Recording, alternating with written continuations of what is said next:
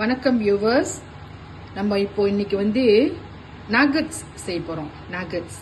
Okay, நாகட்ஸ்க்கு தேவையான பொருட்கள்: உருளைக்கிழங்கு 4, இதை நான் வந்து அவிச்சு தோல் உரிச்சு வச்சிருக்கேன். 2 முட்டை, கோழி வந்து வெறும் இறைச்சி மட்டும்தான், எலும்பு இல்லாம இதை வந்து நான் சின்ன சின்ன துண்டுகளா வெட்டி போட்டிருக்கேன். அப்புறம் மிளகுத்தூள் நம்ம இதை சேர்க்க போறோம். அப்புறம் உப்பு, அதுக்கு தேவையான மாவு. இந்த மாவு வந்து நம்ம கோழி பொரிக்கிறதுக்கு நம்ம பயன்படுத்தலாம். கோழி பொரிக்கிற மாவு இது வந்து மிளகுத்தூள் எல்லாம் கலந்துருக்கும். இதை அப்படியே வச்சு கூட நம்ம பொரிக்கலாம். ஆனா நான் இதை வந்து இதில் கொஞ்சம் சேர்க்க போறேன். கோழியை வந்து நம்ம இந்த இறைச்சி அரைக்கிற அந்த மிஷின்ல வந்து நம்ம போட போறோம். சொப்பரை நம்ம இதுல போட்டு இதை நம்ம வந்து நைஸா அரைச்சிக்க போறோம்.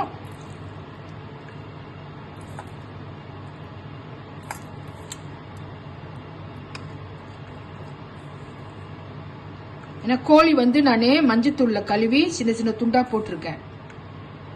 நீங்களும் அது மாதிரி செஞ்சுக்கலாம்.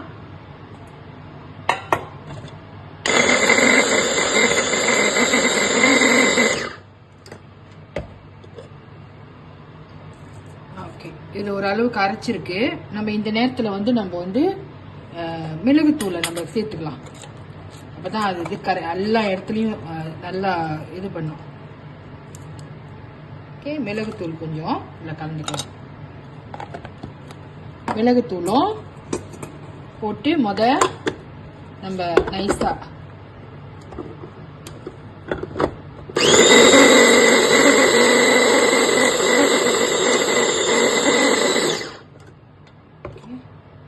இந்த நேரத்தில் தேவையான அளவு நம்ம உப்பு கலந்துக்குவோம்.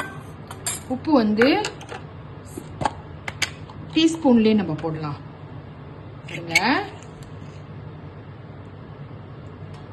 ஒன்று, ஏன்னா நான் உருளைக்கிழங்கு வந்து அவிக்கும் போதே அதில் நான் உப்பு கலந்துட்டேன். அதனால இதுக்கு தேவையான அளவு நம்ம உப்பு மட்டும் போட்டுக்கலாம். இன்னும் கொஞ்சம் ஒரு 2.5 டீஸ்பூன் போட்டுக்குவோம்.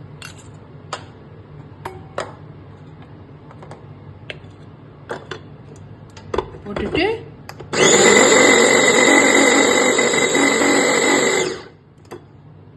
இப்போ இந்த முட்டைலாம் நல்லா, அந்த உப்பெல்லாம் நல்லா கலக்கணும் இல்லையா? இப்ப நம்ம என்ன செய்யறோம், ஒரு முட்டையா உடைச்சி ஊத்துறோம். ஓகே, முட்டை 1 ஊத்துறோம். ஏன்னா நம்ம இன்னைக்கு உருளைக்கிழங்கு வந்து 4 எடுத்துருக்கிறதுனால அதுக்கு தேவையான அந்த இது நமக்கு தேவை. நம்ம தண்ணி எதுவுமே நம்ம ஊற்ற மாட்டோம். இதுதான் அந்த இதுக்கு உள்ளது. இது இப்போ நல்லா நம்ம வந்து அந்த முட்டையில் அந்த கோழியில் வந்து நம்ம இப்போ போட்டு திரும்பியும் ஒரு தடவை மிக்ஸ் பண்ண போறோம்.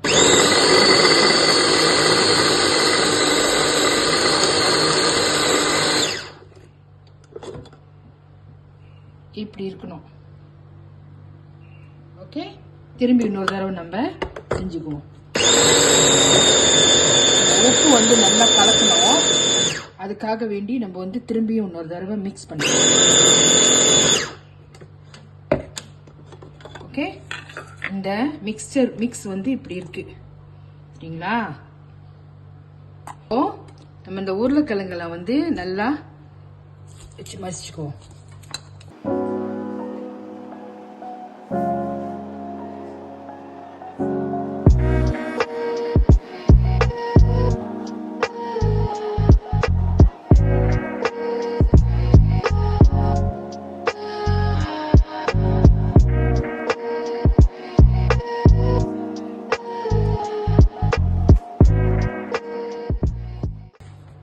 நம்ம அரைச்சி வச்சிருக்கிற அந்த கோழி, முட்டை, மிளகுத்தூள், உப்பு கலந்த அதை வந்து நம்ம இதில் சேர்த்துக்கிறோம்.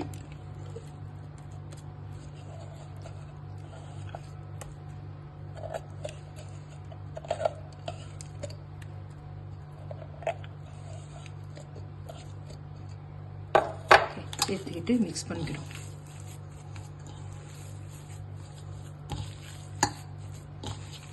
நல்லா மிக்ஸ் பண்ணிக்கணும். அதை சொல்ல மறந்துட்டேன். கொஞ்சம் இது வந்து இந்த நாக்கட் வந்து நம்ம முறைப்படி செய்கிறோம். இந்தியர்கள் செய்கிற நாக்கட் மாதிரி நம்ம செய்கிறனால இதை வந்து கொஞ்சம் கருவேப்பிலை வாசமாக இருக்கும். இந்த கருவேப்பிலையை வந்து சின்னதாக பொடிசாக வெட்டி போட்டுக்குங்க. சின்னதாக வெட்டி போட்டுக்கலாம், சேர்த்துக்கலாம். வாசமாக இருக்கும்.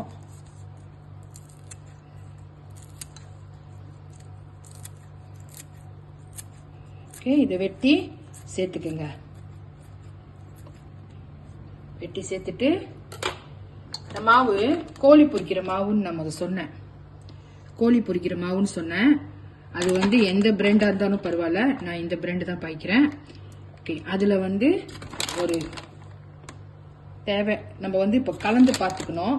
ஏன்னா இது இன்னைக்கு வந்து நான் கொஞ்சம் கூட உருளைக்கிழங்குலாம் எடுத்துக்கிறதுனால நான் ஒரு 3 டீஸ்பூன் போடுறேன். இப்போக்கி 4 டீஸ்பூன் போட்டுக்கலாம்.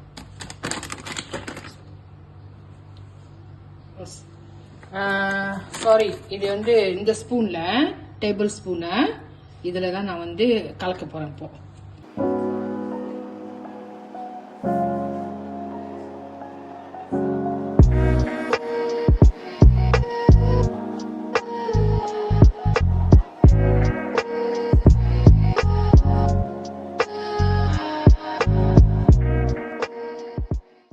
உருட்டி பொரிச்சுக்கலாம். நம்ம உருண்டைய பிடிச்சு வச்சுக்குவோம்.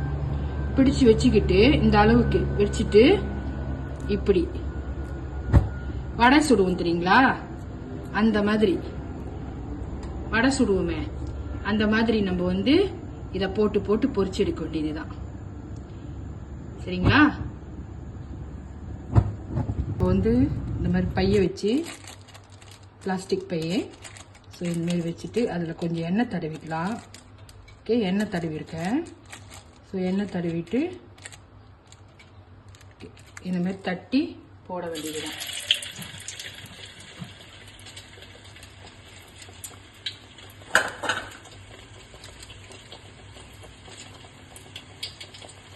தட்டி போட வேண்டியதுதான்.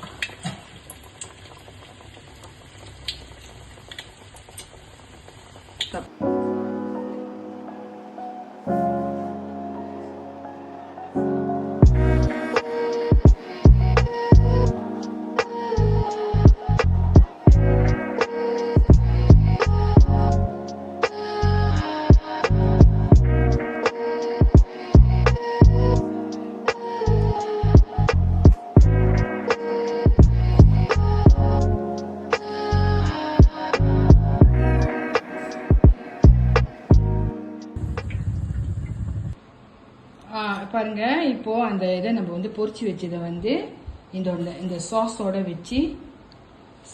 வச்சு நம்ம சாப்பிடலாம். சாஸ் அப்படி தொட்டுக்கிட்டு நம்ம சாப்பிடலாம். ஓகே, இன்னைக்கு நான் இதை செஞ்சு காட்டியிருக்கேன். இன்னொரு நாளைக்கு நம்ம இன்னொன்று செய்வோம். சப்ஸ்கிரைப் பண்ணிக்கோங்க நம்ம சேனலை. ஓகே, நன்றி.